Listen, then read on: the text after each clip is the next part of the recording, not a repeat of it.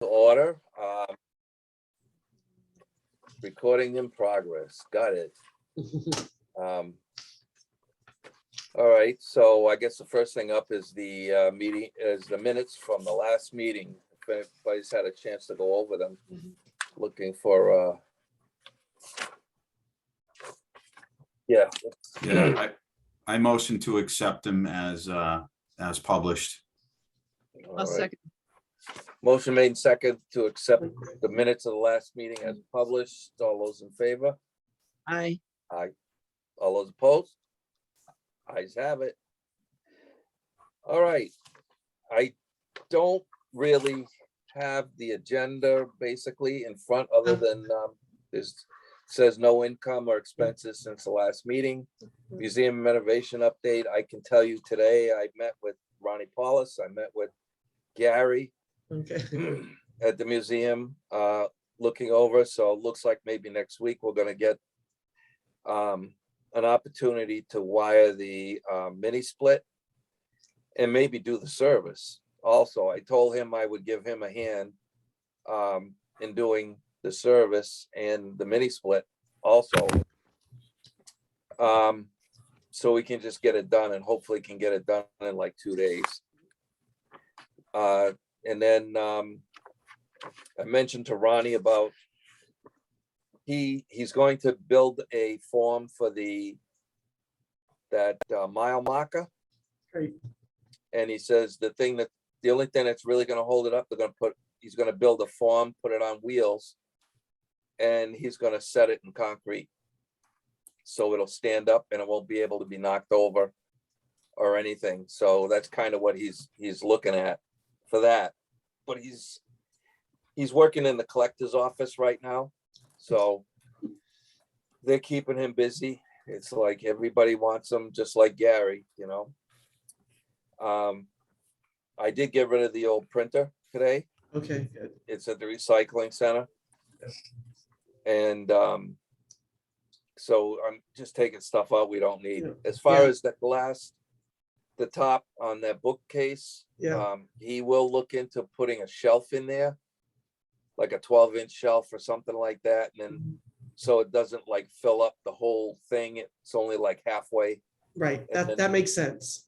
Yeah, and then the glass pot, I think is something we're gonna have to do is I can get a hold of Franklin Glass to have them come over and look at it and see what they can do about replacing it. Yeah, the top of that is really scratched. The rest of it isn't. The sides of it are pretty good. The glass is pretty clear, but the top is really scratched. So if we could replace the top piece of glass, and then that would be great. If Ronnie has to put a new edge around it or something like that, he'll do that, you know, but I think as far as getting the glass, we'll have to do that. I'll reach out and have it done, get it done. I have a question about the marker. Steve, do you see any problem with encasing in concrete? Does that really diminish its value, or does that do anything that, you know, when you say encase it in concrete, how much of it are we encasing? Just the foot? Yes. the part that's already damaged kind of? Upright, you know, so it'll stand upright. It's only going to be in, you know, he showed me it's only going to be in like about the distance like that, just enough to set it so nobody knocks it over. Yeah, I mean, concrete's not going to stick to slate exactly well anyways, if you wanted to get it off. And I think that as long as we're not covering the area that's carved, it's all good. Right, okay. Yeah, because the footing of it is pretty bad anyway. So if that's sitting in concrete, that'll make it stand up. That'll be better. Okay, I just wanted to make sure we were on the right track there. Okay. That's kind of what he was looking. I mean, he'll you know, be back in touch before he does anything. But like I said, they're keeping him pretty busy in the town hall right now. And like I said, I had Gary there today and got rid of the old printer. So, I mean, things are popping. If we can get the electrical work done next week and close up that corner, we can stop putting stuff in there. Right. So Rick and I met last week there just to see where we stood. And I didn't get a chance to do it yet. I want to look at the inventory about that washing machine and the bassinet. I couldn't find that they had any value. So I think we just take those out, bring those over to the Domino's, get them out of the building, and there's a desk there that we won't need. Get the big things out of the building that we're not going to need. Bring back the sleigh. We did measure the sleigh is going to fit in the home and farming areas. So that'll be good. It can be used for display. Bring back the sleigh and then, bring back things that we really need, and then we can start putting more things together. So, but get the big things out of there that we don't think are gonna stay, just get them in the Domino's building. And from what I heard from Dennis, the Domino's building isn't coming down for a long time because the demolition of that is part of the apartments that are gonna be built behind Town Hall. So the company that has that contract has the contract to take down Domino's. So until they're ready to build that, which I don't think that's gonna happen until after the intersection is complete, I would hope not, because putting apartments in there without with the road the way it is now probably wouldn't be a good idea. So I think we've got months, if not a year, before we're gonna have to deal with all the Domino's stuff. So that's really good. It gives us a storage spot. Yeah, and we did measure the sleigh that's in there, and it looks like it's gonna fit where you guys would plan to put it in that corner. And then we got a whole bunch of other police stuff in there that was in the old town hall that found its way into the Domino's building because they wanted the space. So because The other thing that's there is the bench from the old town hall bench that was repaired. We're gonna try to have Ronnie put that up. It's a 10-foot bench. It's huge. It was one of the original pews in the old town hall when it was the meeting house. And it was repaired when they had the Grange up on the second floor. Yeah. So that gentleman there that's very handy, all the pots, it was all apart in pieces under the sleigh.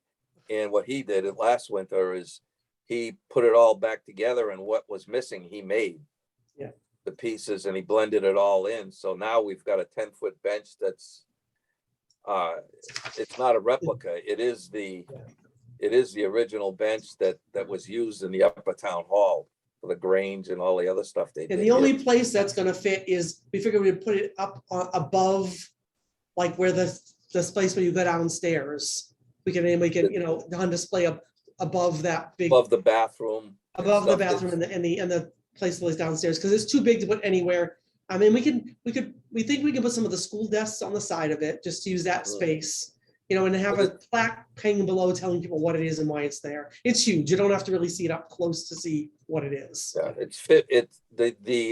that above the bathroom and that staircase, it's 15 feet wide and the bench is only 10 feet. So it'll fit storage wise, but if we have to add a little piece of wood if it overhangs, because the back may hit the ceiling or whatever, Ronnie said he'll do whatever we need to do, on a rainy day project. I mean, that also might be a place that we could display, like if we could get some, thinking like just like half mannequins, we could actually, maybe put some like clothing on the bench, some people sitting on the bench wearing some of this clothing things that we have to display some of the, not the military stuff. The military stuff will be in the other corner, but if we have all this clothing, we could have people, like fake people sitting on the bench and have them wearing some of this old clothing that we're trying to find a place to display. And the other good thing about that, it would be up away from the windows and the fabric would be out of the sunlight too. That just came to me. I think that might be a good idea. Where are you saying to put it? I'm trying to piece. So when you walk in the front door, there's stairs to go downstairs. Above that there's just a shelf up high. There's a bookcase to the right. The desk is, and there's basically a big box that's an open space up high. It's probably 10, 12 feet in the air at least. 15 feet. No, it's 15 feet wide, but how high it is, it's probably 10 feet up in the, it's, over your head. It's above the door frame when you're walking to the basement. Yeah, it's like a landing, but they used to have desks up there. Yeah, the school desks were up there before. School desks were all up there. And that bench should fit up there. Because it's probably not something we want to have down where people could actually sit on it, because then I think it's probably too fragile for that. But I think we could put some mannequins on it and dress them up and display them there. So we'll see how that works out. But yeah, it's very, very slowly coming along. And Steve and I met. So our next step, Steve, which I can't be there tomorrow night because I've got something else I have to do. But our next step is we were talking about getting all of the mannequins, getting all the clothing that's on mannequins off the mannequins, so we can see what mannequins we have and decide which military things we want to put on the uniforms, on the the ones that mannequins that we have. And if we have to buy more mannequins, we can use the money we have to buy more mannequins. And maybe Franco's coming in. Maybe maybe we buy, if we do have to buy new ones, we buy new ones for the military stuff that's going to be on the floor and really visible, and use the upper ones for the things that are older and will be further away from people's vision. Mm-hmm. Well, if the ones are going to be sitting down, I think most of the mannequins that we have would not have that capacity. Yeah. You know what I mean? They're either busts, Yeah. or they're busts that are basically on a coat hanger. Yeah. I mean, we could do something with just even hanging from the ceiling to make it look like a head, to make it look like there's, I don't know. We'll figure that out when we get there, if it's doable or not. I talked to Rick, and we do like the idea of having the military uniforms that are full uniforms on a full mannequin, making the border for that area. So they're kind of facing, like you and I discussed, Steve. I think that's really a good idea. So that's our next step, Steve, is to get those mannequins, see what we have for mannequins. But I'm not available tomorrow, so next Tuesday. Yeah, it's gonna be a nice day tomorrow, so. Now I've got to go to the town common trustees meeting at 5:30 because the library is applying for a grant that we want to do something on the town common, and we need to get their buy-in. So I've got other places I gotta be. Yeah. Okay. Yeah, but so that's basically it, where we've, I mean, since last meeting, as far as what's new and what's happening. I mean, I feel like I was pecking away at it, and like I said, hopefully next week we'll get some more electrical stuff done. At first I told Gary today that he asked me, he said, about the sign that we're gonna put out there once Domino's is going. He says, is that gonna be a lighted sign? And I told him, I said, no, we're not planning on having it lit. I said, because, I just don't think we're going to be open nights and stuff like that enough. And there'll be enough lights there with the new intersection, that's going to light it. I don't think it's necessary. It might be nice is to do a sign kind of like they have on the common that just has those two lines so you can put letters in if you have an event, so you can, the one on the common, right now it says so there is space to put something up if we have something. But when we did our sign, and it was like 7 years ago, we opted not for an electric one because the quality wasn't that great back then of what the electric ones looked like. And I know the senior center one is out half the time. It's like, it's not on. So I don't know how, Well, Matt, I suggest, I do like the idea of being able to read the sign, after dark. I mean, it's not only when people would actually go to it that we want them to see it, right. But we could just get some of those solar flag lights. Mm-hmm. And when they work, they work. When they don't, they don't. They have a short-term battery. If they go out, they go out. We don't care, right? I mean, usually solar lights will work for a few hours after sunset. So that's this time of year, it might be dead by 8 o'clock at night, but in the summer, it'd be like, And then we can, because Gary did the lights at our flagpole. When I got here, our flagpole wasn't lit, which was, you're supposed to take the flag down every night if it's not lit. Yep. So we got the flagpole to be lit. But he ran, I don't know where he ran the wires from. So, but if we have to run wires to light it after the thing's done, maybe, I don't know, maybe you want them to get them to put like conduits down there now. So because spotlight aimed at it would look good. Right. That's because you know what, Rick, when you talk to Gary, talk to him what he did here. Because even if they just let the conduit down now while they're digging up everything over there. So there was but it's going to go where Domino's. I don't think there's a place to put it right now because he wouldn't do anything on the outside right away. Yeah. It would just be bringing the electricity from the opposite side of the building to the side where the mini split air conditioning stuff is, and leave it in the basement. And then once everything is done and the grading is done, then you can bring it out there. I would tell them we don't want a lighted an electronic sign, but we might want spotlights on the sign is what I think would be make the most sense. Because I like the one at the common that just has those two lines for that they, and if you don't know anything to say, you say welcome to Bellingham, or what you put, and then you put your website up, you have something there, and then when you do have an event, you change it to what you want it to be. Yeah, so and that might be something we might want to try fundraising for, to get a nice sign, because I know we had a Boy Scout that did ours for the library, and it was like $4,000 for a nice. So that might be something, and that's another way we could do is try to get a Boy Scout to do I think a scout project, yeah. Once we're ready to get a nice sign, try to find someone who can raise the funds to make a good sign. Yeah, for us. because those stick-on letters that they did for the signs that are there, Yeah. no, that's not good. We can do better than that. Yeah. In this Yeah, the day town and age. common one looks nice, because it says, Town of Bellingham, Town Common, Yeah. and then there's space for, Yeah, couple lines to put a couple lines. I don't, I think, I don't know that we want to put hours on the sign, because the hours could be variable. I think maybe that's what could be put in once we know we're open, we could use those letters to put what our hours are, because Mhm. committing to something on a sign that. Oh, yeah, permanently. Makes sense, yeah. Can I 'Cause that one said, suggest that one, yeah, if it's possible, the posts have a receptacle for an open flag? Just because I know that I've seen a lot of museums and you never know when they're open, right? Because Yeah. all municipal museums like this, it's hit or miss. yeah. And if I drive by and I see the open sign, a lot of times I'll swing in there because I'm a Yeah. history nerd. So just one of those like the ones they put up on voting day that say vote here kind of thing, those big open flag things, or No, just like a regular, regular flagpole, flag thing. that Okay, sits at a flagpole, 45-degree angle and says open. Yeah, okay, yeah, that's a good idea Yeah. too, Could even mount it right on the side of the building. right. You Well, know, I think if the sign's stick it closer to right the in. road, if the sign is close to the road, we want it as close to the road as we can get it, because that's We're what. gonna be pretty close to the road from the way it looks. Yeah, and people are, well, they're gonna be, yeah, I still trying to figure out how this is all gonna come together for me to get home. It's like, it looks like I go to the front of that house after the town hall and then I just stop. I don't know how it curves back in to continue down North Main Street, but I have to assume they know what they're doing, right?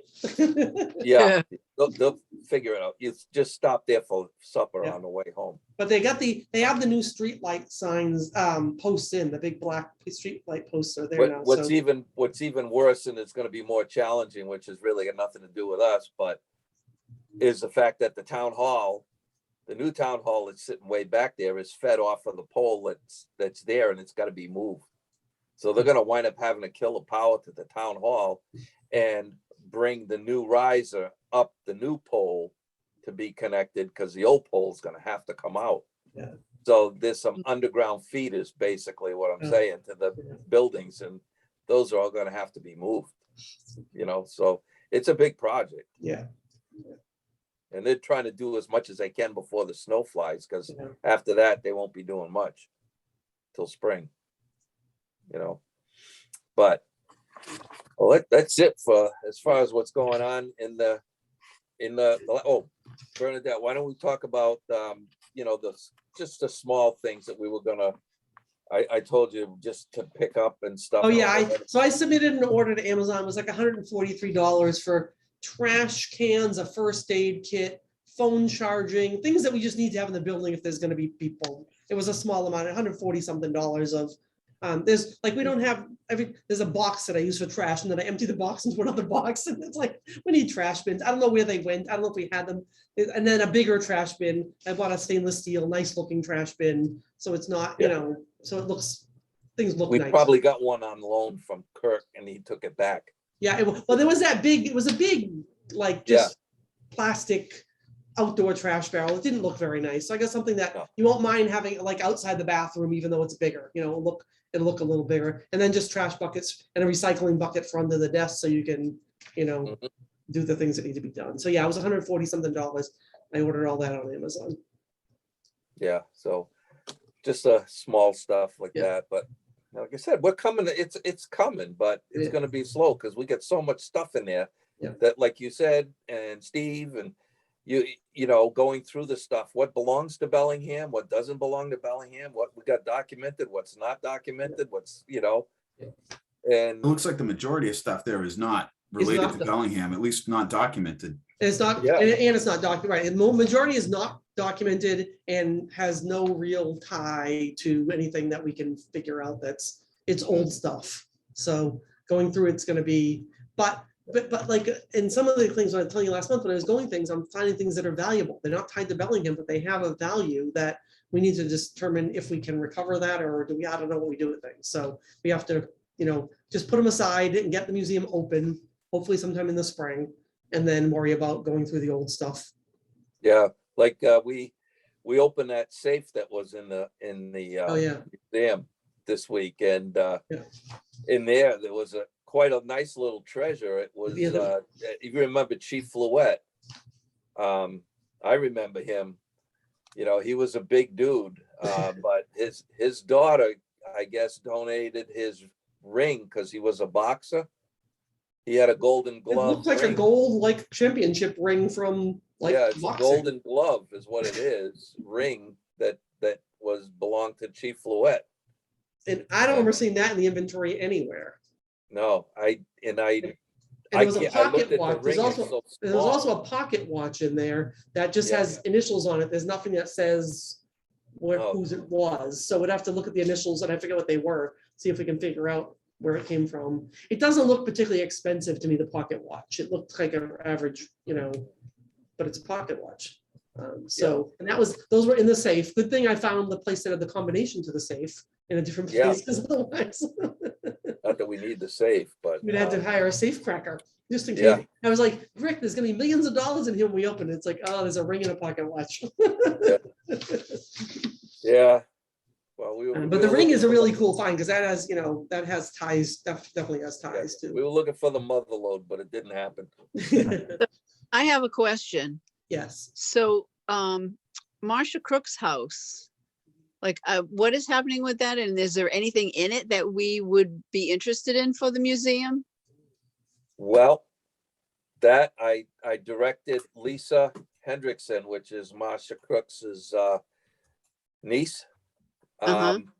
She wanted Steve's information, I guess, to give Steve so that they could get together and go over, because she sold, they had a sale over there, an estate sale type thing. They were selling stuff off, and I don't know how much stuff they're willing to donate to the museum, but I asked Steve if he'd be interested in getting a hold of her and meeting up with her at some point at the farm, because what they're going to do with it is they're going to put it, they want it to go to something either like the trustees or the Audubon Society or whatever. Somebody's got money. They don't want to donate it to the town of Bellingham because Bellingham doesn't have money.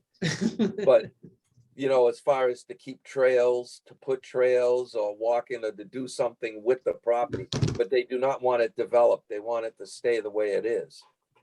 So they've got an attorney and everything that's looking into all of this as far as transferring the property over, because like I said, they're not looking to make money on it. They're looking to keep it preserved as a conservation project. But they want a society or an organization that's funded, that's got money. So, but there is stuff in the house, you know, Pam, definitely, because she gave me a tour of the house. There's a lot of old stuff in that house, but I don't know how much of it they're willing to part with. Yeah. They're willing to part with, or we have room for. Yeah. Yeah. You know, It's on my to-do list to reach out to her this week, so. yeah. It's too bad to leave it like it is and do like, you know, have you been to Daniel's Farmstead in Blackstone? Yes. Yeah. It would be really cool to have something like that, but you know, they have a whole foundation set up that funds everything that's on there. It would be a pretty big effort to get something like that set up, but they started out with the Metacomet Land Trust. Yeah. And then they branched off and had the foundation, set up the foundation. So Yeah, I don't know. that's what they're looking to do, something along that line. Yeah. I mean, that property abuts the SNET, not the SNET doesn't have any money either, but that's a, you know. Yeah. But that's a, you know, that like a, I don't know, some kind of that could be a cool adjunct to the SNET, but. Could be a good destination. Right. I know over at Daniel's Farm, I did an event there and I was surprised because it was one of the rare events that I got paid to do. You know, I volunteer to do these historical things and suddenly a check turned up in the mail after doing that farm, so. Yeah, so I know they have good plans for the Crook Estates, but like I said, I know there's some stuff in there that I told them that we were gonna set up a corner and put Crook's Corner on it. You know, or It might be something like nice, that. Great idea. you know, Steve, it might be Yeah. nice if you saw one thing that you said that you think we should have and just say, hey, if, you know, if we'd love to have this in that corner that's gonna have your family name on it and kind Or of the farming equipment and pick stuff some, like you know, that. pick something that What's you think is on it? cool and try to convince them to donate it.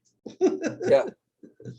Yeah, you know, so. and Not she's- too big, Lisa- something not too Lisa- big. yeah, Cool, Lisa but not Hendrickson- big. Yeah. She's Lisa Hendrickson's very, very nice to talk to and everything. Yeah. So I think she'll be pretty well open to doing that. And, Masha's sister there, her mother is, I think if, you know, I told them what we were planning on doing with that Crooks's Corner section of the museum and stuff. And, you know, we can look into it further, what they feel like they want to donate. You know, because there's a lot of stuff that was found on that farm that goes back to the Indians and everything. So, Oh, really? yeah, there's that stone. I don't know what it's called. Steve probably knows.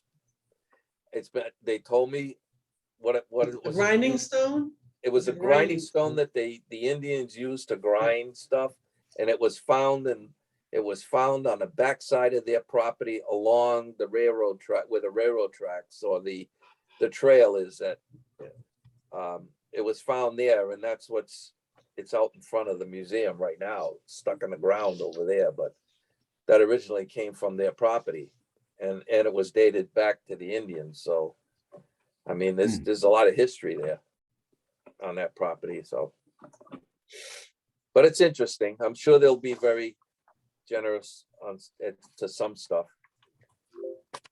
But other than that, I as far as what's going on at the museum, there's nothing more I can think of. Can you? Not as far Bernadette? as a renovation. I got a couple other things for, Yeah. the Grimfield Commons. I did start working on it. Steve, I got your Okay. article. I put it in there. I just put a picture of John Albee that I find on the internet in it. Unless there's a picture that you'd prefer I use, if you can send it to me. I also. Go with what you got for now. If I find something, I'll send it your way. Okay, yeah. I also purchased a copy, because the library has 2 copies of Confessions of Boyhood. I have a mouse on my desk. Go away. Oh my God, there's a mouse. Anyway. I gotta watch Oh it. my So I bought 2 copies of Confession of a Boyhood for the library to circulate, because if we're gonna talk about this, I want to tell people they can come to the library and borrow. I just bought them off Amazon as a paperback. They were $6, so I bought a couple so we Great. can refer people to come here and get copies of the book. This guy is sorry. I'm watching it, not on the front of my, okay. So we've got that article. I set aside space for the Lions Club, Okay. Pam, so hopefully we'll get there. You gave them a deadline of November 15th, I think, for their, Yes, I, okay, we'll see when we get there. The 1921 ice storm, I have found a bunch, there was a 1976 Grimfield Commons article about this 1921 ice storm that had 2 really great pictures. The pictures were weird though. They actually were on, it was like they were it was almost like they were slides, like see-through, but they were 5x7 size, but they were on cellophane like a negative, but they were positives. So I put them on white paper, I scanned them, they look like photographs. So there's two Wonderful. pictures. Yeah. I said, wonderful. Yeah, so there's 2 pictures from that. One is from the ice storm and one is of a bunch of the Thayer family in a sleigh in the wintertime. So that from the 1920s. So those are great. Those will be great photographs to include. I want to do something on the blizzard of 78. I haven't found any pictures, local blizzard of 78 pictures. Were any of you guys, was anyone here in 78? Oh, I'm sorry? yeah. no. I was not. I mean, I was further north where it's probably worse, but so I don't, even if we can find pictures, it might be good if someone wrote like their own article about what it was like in Bellingham that, you know, Rick, could you think you could write it, or I could help you write something? Yeah, that we could do. Do you want me to something interview like you to write it? If would that make it easier? Probably. I know I was working at the fire station when it started, the blizzard Yeah. of 78. I got home 5 days later. Yeah, right. So I think there were definitely, I think personal stories would be good as opposed to just like clips from the newspaper or something. Mhm. So Steve, could you, or maybe it could be a combination of the 2 of you if you were both here. Mhm. Yeah, I don't have a whole lot to add because I was Oh, 6. Oh, okay. But I do remember I remember sliding out of my second story window, and I remember Is there a my picture of brother that? digging Is there a hole. You need a picture of that. Yeah, no photos though. Yeah.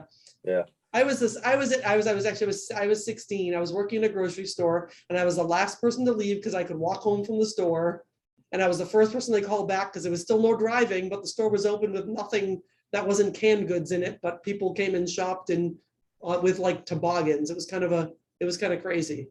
Oh, I'll tell you, I remember it well. Okay, so Rick, Yeah. you and I will talk and we'll get something written down and I gotta find pictures is what I gotta find. And I don't know where, I might even just go to, the problem with the old Crimfield comments is the quality of the pictures are really not great. So, No. so I want to find some better quality pictures. If I, and maybe we just put something on the Facebook page saying, hey, any Bellingham people have something from the Bills of 78, send it to us, you know? I think a lot of the photos in the Crimfield comments, and I might be wrong about this, I'm guessing at it, but I think those came from, I don't know where they are now, but there were 2 bound books of photos on. Oh, those are still on the bookshelf. Yeah, and I think a lot of the photos came from those photos. I mean, I have a box that I've created that as I'm finding photos, I'm just throwing them in them. But I don't think they had a great quality scanner for a lot of things. So the quality of the photos or the printing quality wasn't great. So we can't take something out of something that already exists. But okay, I'll look at those binders because I know where the albums, I know what you're talking about. Because there's some pretty stunning originals in there. That I found stuff that I didn't even know existed. So. Yeah, so I figured so that Blizzard is 78. And I think that pretty much fills it because they have, let me see, so the front page is the John Albee story, then starting the Santa Sleigh Ride. It's the ice storm. So there's that picture of the ice storm. I gotta get it right on my virtual background, but look at that. That's looking from where the liquor store is now across toward the common.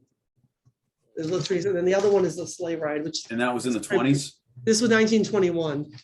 And I basically just kind of stole the story. I can't get this my virtual background. I kind of just stole the story and I quoted that it was from another edition of the Crimfield Comments. I just kind of stole the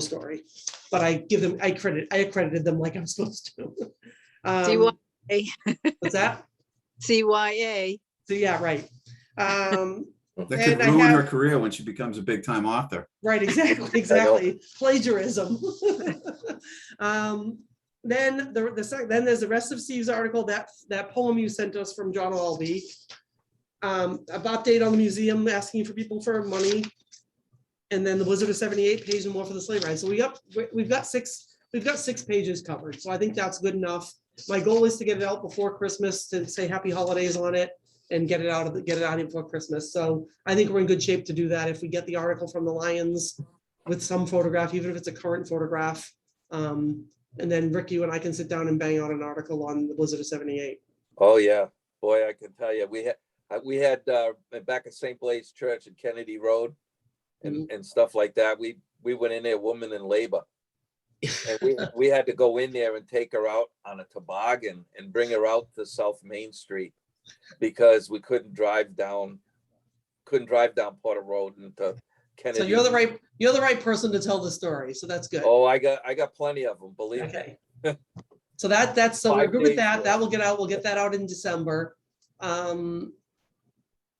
So I talked to Dennis about the Eldridge house, the Rockwood house. He knew nothing about the plans for demolition. He agrees we should send a letter to Tony to try to get in there and get some photographs. I've drafted a letter. And the letter, I actually mentioned in the letter that it was on that 1999 survey of historic places, and I printed it out to send him because he might not even know, I don't know what he knows and whatever. So I think it'd be good to just inform him and then ask for permission to come and take pictures inside and out. And maybe, I don't know if informing him might change. I don't know if it will change his decision or not, but at least, so I drafted the letter and Rick, I think your signatures are going on it and we got to figure out, I don't know his address to mail it to him. So we got to find out where to send it. But I think we ought to get that out sooner rather than later. So, and the last thing we have is to vote on that second reading of the donation artifact material donation application form. So we had that last month. We didn't really make any amendments to it. I think it was standing on its own. So do we have a motion to? Yeah. Do we have a, motion Yeah. to accept, or I should say, get the second vote on it, on the donation policy, right? That's Yeah. the donation policy. Yep, so I'll raise a motion to accept the donation policy as it was distributed last month. Okay. Okay, do we have a second? I'll second it. All right. Second by Franco. Okay, all those in favor? Aye. Aye. So I'll get that form up on the website. So if we do get, if anyone has someone that wants to donate something to us, we direct them to the form. That'll just make it so much easier Mhm. Yep. as we get phone calls. So I'll get that up on the website sometime this week. Do we already hit new business? Not Nope, we're yet. gonna hit it. Okay, That's If we're done next. with the old business, that's next? That's the last thing in the old business, so. All right, then we'll hit the new business now. Go ahead, Steve. okay. So I've started maintaining a call log since I'm responding to emails and calls from citizens. So I got a call from Kelly Langevin. She's a realtor and she was looking for information about 131 Grove Street. So it's that's also on my to-do list this week, is to respond to her. Not exactly sure what she's looking for. I think she's might be listing the property and looking for some historical background. Also, I got a call from Lorraine Howe. She wanted to donate a grave rubbing, which I had pushed that off. She had contacted me over the summer as well.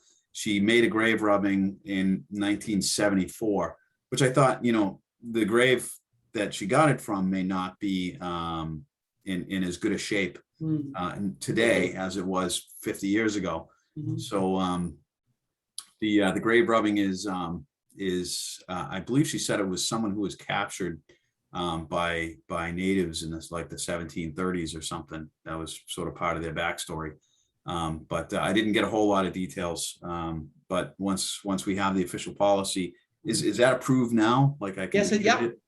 Yeah. So Right. I'll just get it up on the website with it's a PDF as a link. People can print it, fill it out and send it back. Yeah, and submit things. If it hasn't changed, or if you want to email it to me again, I can just go ahead and send it Send along it to her. Okay. Yeah. Yeah. Okay. And then not in, I guess, well, I guess it is new business now, but I had a handful of those that were pending donations, like the model of the house from Mechanic Street. Yeah. Right. Yeah. So there was a handful of things that were on hold waiting for that policy. So. Yeah. So yeah, so just redistribute it to, like, once you have the PDF, you can distribute it to whoever I did it. I wish I could make, I don't have an easy way for do a fill. I mean, if people have the software, they can do a fillable PDF and print it and email it back to us.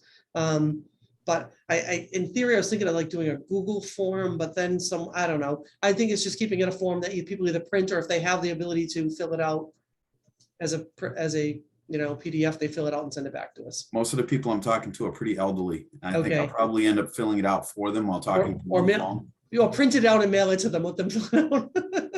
If you know what, if you want that to happen, we have stamps. So if someone needs it mailed to them, just get me their address and I can pop one in the mail to them, if that's easier.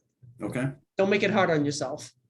If they can do it, if it's someone that really needs help, that's a whole different thing. But if it's someone that just like, oh, I don't know how to get on the internet and do that, or I don't know how to open a PDF, just send it to me. I'll drop them one in the mail. Sounds like me. I don't know how to make one. I wouldn't know how to. The last Also, thing, I think what I'm Oh. going to do under the new business too is I'm gonna reach out. I don't know if you guys remember Andy General. He was on the fire department. He died. He's probably a year younger than I am, but he died at 60. He was only 61. But he was quite the historian at one time. He did do a lot of gravestone rubbings in Bellingham. And I'm going to reach out to his wife and see if she still has those and if she'd be willing to donate them if she does, because he was really active in that. I mean, are those something that could fit in a binder, or are they bigger than a binder? I mean, what? Well, usually it's done on like parchment paper, Right. Yeah, I was thinking actually, those poster things, back in the 80s, you could, you go into a store like Newbury Comics and they'd have posters hanging. You could look Mhm. through them. I wonder if Yeah. there's something we could Oh, find like okay. that. Yeah, okay, okay, Like I a know what you mean, yeah. And that might be another thing we could actually, we talked about historical maps. Historical maps could be on something like those too. Yeah, that's a Yes. really good idea. Yeah.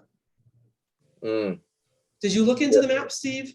I did. I have not found the quality and the price that I want. I'm Okay. still looking. Okay. So, When you find them, let us know. yeah, I hope to have some prices next time. Like I found the maps, but they weren't the quality I wanted. And then, so. Mm. Yeah, I think, like I said, I'm gonna reach out, I think, to Andy General's son. He lives right in Lincoln, Rhode Island. And I could have him research that because he might even have them. I don't know. But he'll be able to get them for me, I'm sure. If he's got them, those gravestone rovers, because he was really into that for a long time. If we do have old ones and the graves themselves now are less readable, it'd be great to have the ones that, so we kind of know what they say. I think he did a lot up in the cemetery on Hartford Avenue by Market Basket. Mhm. I guess that lower end of that cemetery is really, really old. It is. 1700s or whatever. And I think he did quite a few rubbings there, and he did some in Scott Cemetery on Center Street. And so like now I went there, we were looking through there, and I think the guy is Nicholas Cook or something, that from South Bellingham, and he was kind of big in the formation of Bellingham back in the 1700s, and he's buried in Scott Cemetery supposedly. But I went in there, and most of them look just like slate now with all those. Yeah, I mean, you can't see any inscriptions on a lot of them, so. Yeah, actually I found I went to a lecture last Monday, and it was from a woman that was researching a graveyard. There were 5 stones visible in the graveyard. And she researched with some folks that were familiar with mortality rates and how far away they would bury somebody from a meeting house. And they came up with an estimate that there would be about 80 graves there. And then they came back in with ground penetrating radar and found 110 graves. Wow.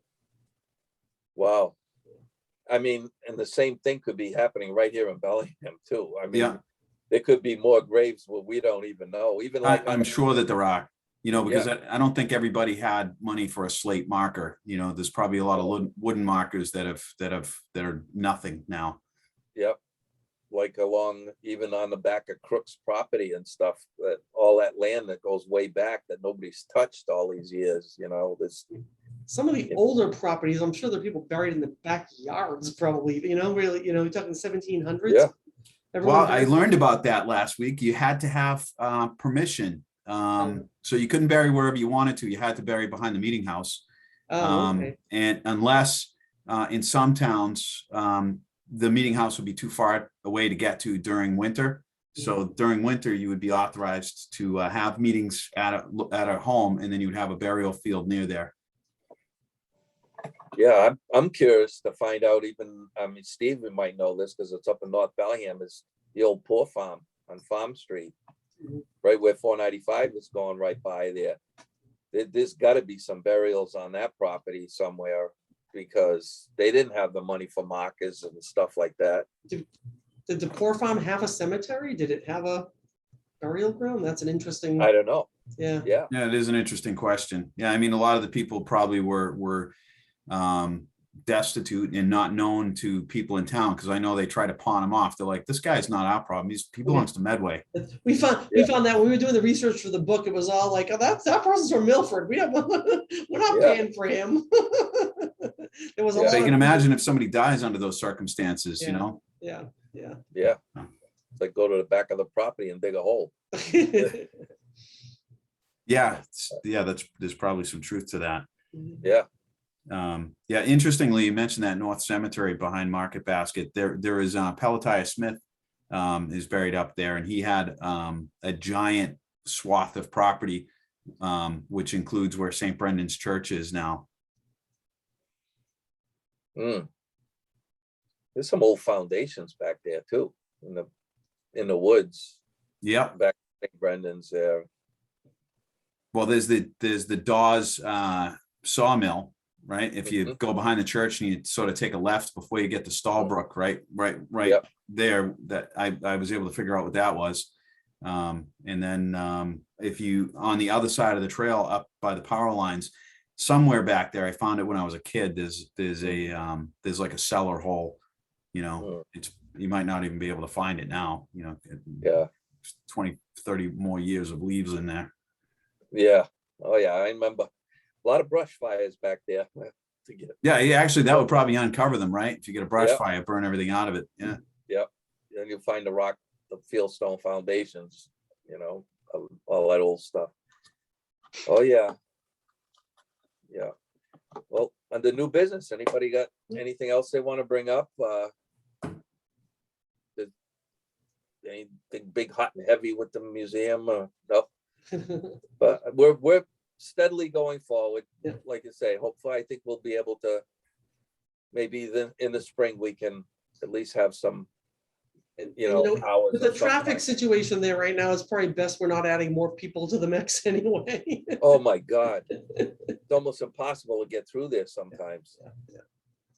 This is just a general question about the treatment of assets that are in our possession. I would assume that there's nothing wrong with it, but I'll just say it out loud so it doesn't look like I'm, playing games. There's a siren up there, right? And it's got an AC 60 hertz feed to it, so it should run on modern power. I noticed that the commutator was crap, but the brushes was still good. So I'm familiar with working on that kind of stuff. Can I repair that and operate it without causing too much trouble? Yeah, I have no problem. We could like sound it when we want people to come to an event, turn the siren on and get Well, one of these nights, on a Tuesday night, if you hear, if you hear an air raid siren, that just might be me playing. Yeah. It's there. No, if it's something that can be repaired to functional, I think it makes sense to do it. Yep. Because we were looking at, I know we're talking about moving it to where there's a plug, so you could plug it in and, I don't know, scare some Boy Scouts or something. I don't know. You'll hear it a mile away. Yeah. I used to be on top of the fire station, so I remember when they used to go Can you off make in it? South Bellingham. Can you put like a volume thing on it so you can like? Actually, you probably could. The way that thing works, it's the air scoops on the top of it. If you block the air going in, you probably could quiet it down a little. Yeah, other than that, you better have earplugs. Yeah, distribute the earplugs. Yeah, have good ones, because you won't have eardrums after that thing. So, well, other than that, if nobody's got anything else, we could entertain a motion to adjourn if you want, or we can continue. I'll make a motion to adjourn. I'll second that. Motion made and seconded to adjourn. All those in favor? Aye. Aye. And the next meeting is December 13th, just so you guys know. December 13th. Yeah. 5 o'clock. Everybody good with that? Yeah. Yes. Yep. All righty. Great. We'll see you then. Have a good Good night. night. All right. Bye. Have a good Night. night, everybody.